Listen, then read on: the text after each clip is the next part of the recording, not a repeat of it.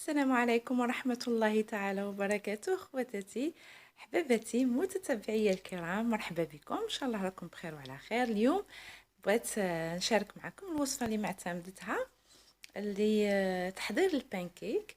كما راكم تشوفوا درت اليوم شكلين او ذوقين، الابيض يعني فاني والاخر شوكولا.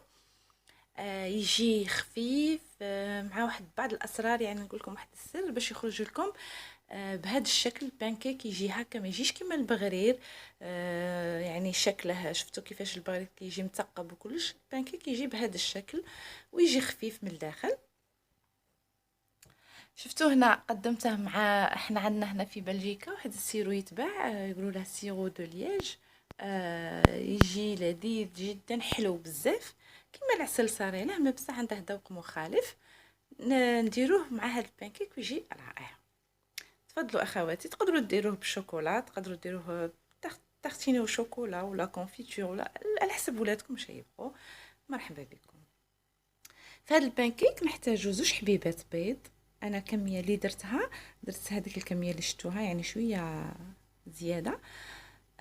زوج حبيبات بيض، 6 مغارف سكر.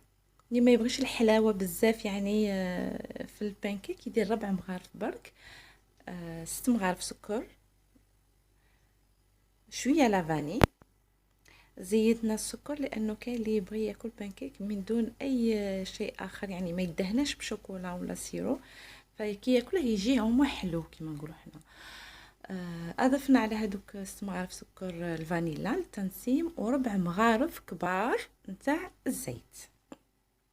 الكاس اللي دائما نخدم به ونقول لكم عليه تاع 200 مليلتر، نضيفوا زوج كيسان حليب. الكاس ناقص اصبع، ماشي معمر مليح، يعني كل كاس ناقص اصبع، يعني ماشي 200 مليلتر للكاس، وانما اقل من 200 مليلتر. نخلطوا كلش مليح، نملحوا، نديروا رشه ملح، ونضيفوا الفارينه باش دائما الملح باش ما يجيناش صامت. الفارينه عندنا بالكاس تاع 200 مليلتر تلت كيسان، كذلك كل كاس ناقص اصبع. يعني غادي نحط لكم بالجرام في صندوق الوصف، لكن بالكيسان هذه هي.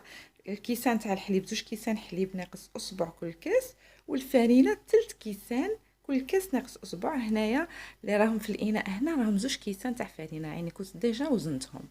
مع كيس فرفاره او كيس خميره الحلويات 16 غرام، وزن 16 غرام. اذا كان الكيس تاع 8 غرام ولا 10 غرام ولا ديري زوج اكياس.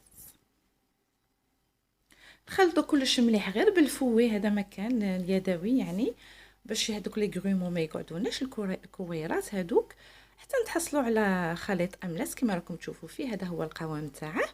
انا قسمته بين نصفين لاني بغيت ندير كما قلت لكم ذوق فانيلا وذوق شوكولا، فقسمته بين نصفين. عينك ميزانك طبعا. والنصف خليته بيض، النصف زدت له ملعقه كبيره مملوءه مليح مقبى نتاع الكاكاو المر. طبعا تقدروا ديروا شوكولا غبره، يعني اللي فيها السكر فقط، يعني باش ما يجيناش حلو بزاف، خاصه اذا كنتوا غادي تدهنوه. صفوها دائما لانه فيها الكريات نعرفوها هذه. فنخلطوا مليح حتى نتحصلوا على اللون البني للعجينه تاع البانكيك. البانكيك نعرفوه ما تخليه لا يخمر لا والو، تكملي منا طيبيه منا يعني بسرعه. وراح نشوفوا طريقه الطياب نتاعه مع بعض. هنا وريتكم هكا باش تشوفوا القوام، نعرفوا بلي الكاكاو ينشف شويه العجينه. فلما اضفت ملعقه كبيره مملوءه العجينه تاع هذه السوداء صبحت شويه ناشفه، زدت لها ملعقه كبيره تاع الحليب فقط. هذا ما كان غير باش نزيد نطلقها شوي ويجوني في نفس القوام في زوج. الان نديروا المقلاة فوق النار تسخن. مقلاة تكون ما تلصقش بيان سور كيما تاع البغرير. وانا درت هاد لي بانكيك درتهم يعني حبيبات صغار، ما كبرتهمش، يعني متوسطين.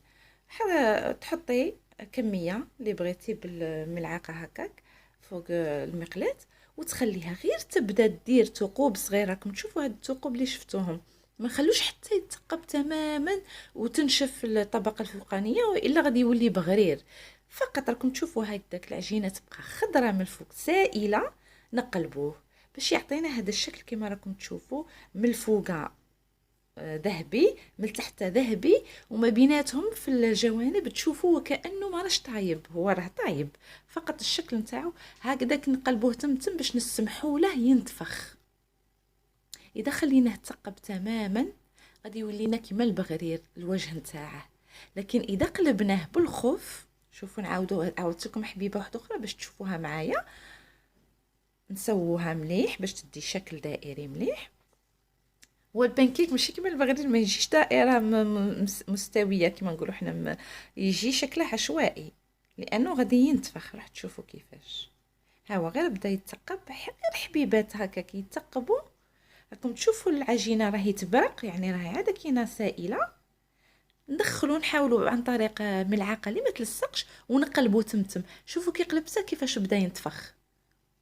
لو كان تخلي الوجه نتاعه يتثقب وينشف تقلبيه ما ينتفخش معاك، يبقى مكلص كيما نقولوا حنا هكا. يعطينا نفس الوجه في الجهتين ونفس اللون، ويجي في الجوانب ابيض يعني. راح تشوفوا هذا خليناه يتثقب غير تقيبات صغار وقلبناه. هذا هو البانكيك. السر تاعه في يعني في الطهي، ماشي كيما البغرير نخلوه حتى ينشف تماما العجين من الفوق، لا، غير يتثقب زوج تقيبات ثلاثه نقلبوه وهو عاد كينا سائل ويبرق وعجين. نقلبوه باش نسمحوا له ينتفخ وياخذ نفس اللون في الوجهين. انا وريت لكم حبيبه بالشوكولا باش تشوفوا برك. هيا عاده خضراء قلبتها، شوفوا كيفاش انتفخت، غير تقلبوها تبدا هكذاك تطلع. هذا هو السر تاع البانكيك اللي قلت لكم في الطياب فقط يختلف عن البغرير. ان شاء الله خواتاتي تكونوا تمتعتوا بهذا الفيديو قصير مش فيهش حاجه كبيره. ها هي النتيجه كما شفتوها، يدير لون رائع ذهبي شباب بزاف. شوفوا كيفاش قلت لكم في الجهتين نفس اللون، وفي الوسط في الجوانب يخلي هذاك اللون الابيض، يجيك شغل وكانه كيفاش نقولوا حنا ماشي كيما البغرير مثقب من الفوق الوجه نتاعه، لا، هيا يجي بين الطبقه الفوقانيه والتحتانيه شغل كلي كاين فراغ، كلي كاين العجين هكاك ماشي طايب، وهو كلشي راه طايب. هذا هو السيرو اللي قلت لكم عليه. اخوات المتواجدات في بروكسل وفي بلجيكا يقدروا يبحثوا عليه، يعني حلو بزاف هو، لكن الذوق تاعه مغاير على العسل.